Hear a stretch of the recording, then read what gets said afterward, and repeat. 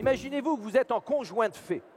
Vous venez d'acheter, parce que vous avez beaucoup d'argent, une maison. Hein? Donc vous achetez une maison, vous êtes en conjoint de fait, vous n'avez pas pris vos précautions. Hein? Vous n'avez pas pris vos précautions. Qu'est-ce qui peut arriver? Il peut arriver que votre investissement parte en fumée. Et pour pas qu'il ne parte en fumée, qu'est-ce qu'on doit faire? Eh bien, c'est là la question. Je vais poser la question à notre spécialiste Guylaine.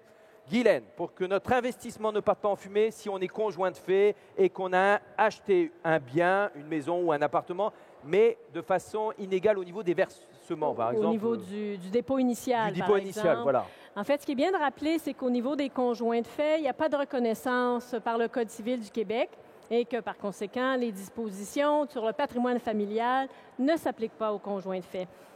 Ça va être d'autant plus important à ce moment-là pour les conjoints de consigner toute leur entente dans une convention, donc la convention de conjoints de fait, convention de vie commune. Il y a différents noms, mais c'est vraiment une entente entre les conjoints dans laquelle on peut reconnaître qu'il y a un apport qui a été différent de la part des conjoints pour l'achat de la maison. Et dans cette entente-là, on va également venir dire de quelle façon l'hypothèque va être payée et de quelle façon on va assumer les dépenses qui sont reliées à la maison. Donc, si, dans un contexte d'achat, par exemple, un couple en union de fait, on s'entend, achète une résidence ou une maison qui vaut 200 000 $ et qui a un dépôt, pour que les calculs soient plus faciles, étant donné qu'on est dans le calcul mental, il y a un dépôt de 40 000 $ qui est fait par un seul des conjoints. Une petite question vite fait. En conjoint de fait, là, c'est l'exemple pour les conjoints de fait parce que dans un cas de personnes mariées, ça serait un autre exemple. Il y aurait des dispositions qui s'appliqueraient au niveau du patrimoine familial. C'est ça que je veux bien savoir.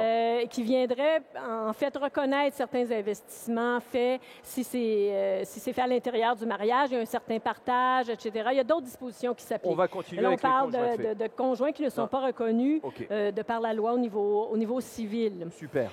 Donc, si on veut éviter que notre argent parte en fumée, donc le conjoint qui fait le dépôt initial, par exemple, dans un contexte d'achat de 200 000 entre conjoints, pour lequel il y a un dépôt initial de 40 000 pour l'achat de la maison qui vient d'un seul des deux conjoints, il va être important de mentionner dans la convention de vie commune que le dépôt vient de ce conjoint-là et qu'il y a une dette de l'un envers l'autre. Donc, il y aurait une dette ici de 20 000 $ parce qu'il y a un 50 %. Si on achète, on présume qu'on achète 50-50 la maison. À ce moment-là, le dépôt de 40 000, il y a un 20 000 qui bénéficie à l'autre pour son 50 %. Donc, il y aura une reconnaissance de dette qu'on pourrait mettre dans l'entente ou dans la convention qui va être signée entre les conjoints. Et dans cette entente-là, on pourrait prévoir de quelle façon cette dette-là va être remboursée par le conjoint qui n'a pas fait le dépôt. Donc, on peut prévoir des intérêts aussi qui pourraient être versés. OK, mais si les conjoints préfèrent ne pas prévoir de modalités de remboursement, est-ce qu'il y a d'autres Donc, la dette est reconnue, mais on ne prévoit pas de remboursement parce que souvent, les gens veulent plutôt accélérer le remboursement de l'hypothèque avant de se rembourser entre eux des prêts personnels là, qu'ils auraient pu se faire mutuellement. À ce moment-là, on peut prévoir dans la convention que c'est au moment de la revente de la maison que celui qui a fait le dépôt pourra récupérer sa mise, mais pour éviter, par exemple, qu'on se retrouve dans une situation où la maison est revendue dans 15 ans ou dans 20 ans et que le conjoint qui a déposé le 40 000 récupère 40 000, mais qui a perdu toute la valeur de l'inflation sur son investissement. Il y a une partie qui est partie en fumée.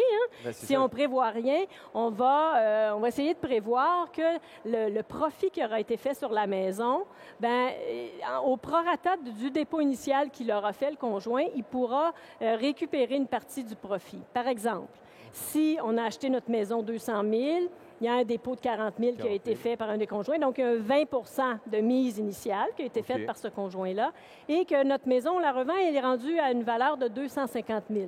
Donc, il y a un profit de 50 000 $.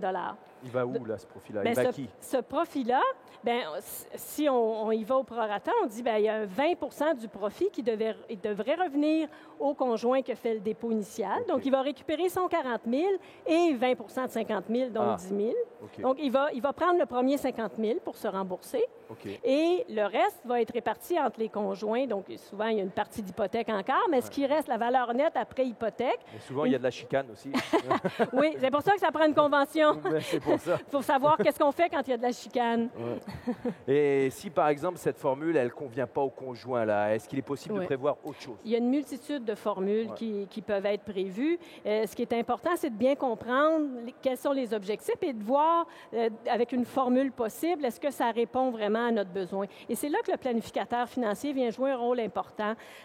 Parce que ce n'est pas quand on est rendu chez le notaire pour signer l'acte d'achat qu'il faut se dire ou commencer à demander « Ah, bien là, comment je vais protéger mon investissement initial étant donné que je suis seule à injecter du capital pour l'achat de la maison? » C'est pas là, on est en train de signer, il y a les vendeurs et les acheteurs. C'est pas là. Il faut décider avant, il faut travailler à l'élaboration d'une formule qui nous convienne. Donc, le planificateur financier, à ce moment-là, peut vous aider à trouver la formule qui convient en fonction de vos objectifs.